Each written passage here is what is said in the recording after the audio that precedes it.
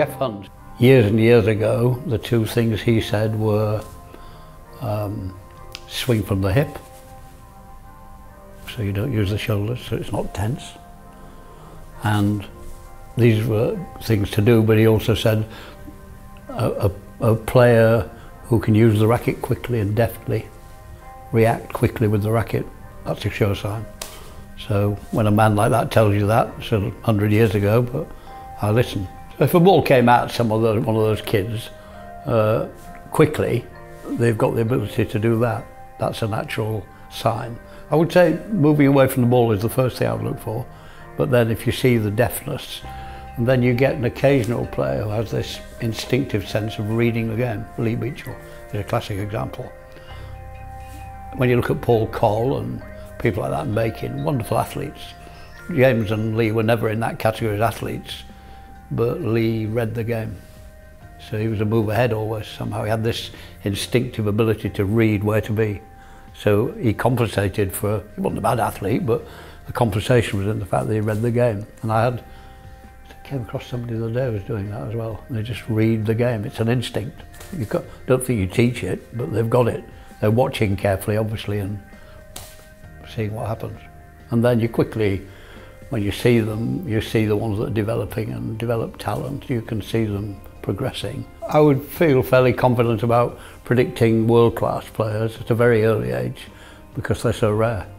And I've been privileged to have Lee and James from very young ages, from the beginning. And Sam Todd is, well, he's the best 16-year-old in the world. So I've had those from their start at 4 years old. So I think I know what they look like.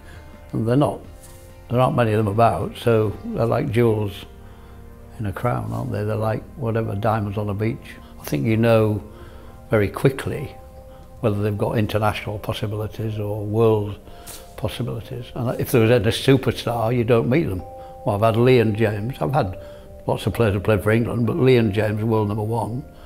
Sam Todd is the next 20 years later, who might, well, he's the world's best now at 16. So if he stays, he's crackers, but if he stays uninjured and stuff, he's got the talent, he's showing that. They're so rare, aren't they? I don't know, I think they're instantly recognisable because they're so rare. David Campion was another of my players, obviously. David was my stepson and he grew up with me, and I hit his first ball with me at 8. And I told his mother that night he will play for England. First time he'd ever been on court with me. Most natural striker of a ball. He'd never hit a squash ball. And he went on, and I went home and said he would play for England, which he did. He got to the final of the World Juniors. His body didn't stand up, otherwise he was world class.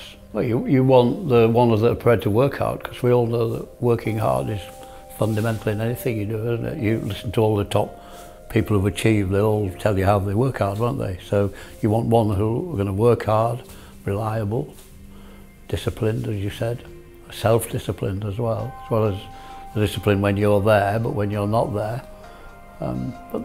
But I taught for 20 years, so you're involved with children. I probably learnt a lot there on identifying children and their characteristics, so I just carried that on into squash. I mean, it's the same thing, I'm still teaching, but it's one subject rather than English and French, which is what I used to teach. And I think, yeah, you're looking for discipline, good behaviour. Nobody plays in this club. Nobody will play in this club, man or woman, boy or girl, unless they behave properly. That's a fact. We don't have badly behaved players here, and I don't accept people who want to come from outside if they don't behave. If you're going to be coached by Malcolm, then there's a very clear line and boundary, and at the time you feel like, the kids don't like boundaries, but they do. They need boundaries. And when he first starts coaching someone, the first month or couple of months, it'll be really tough on you.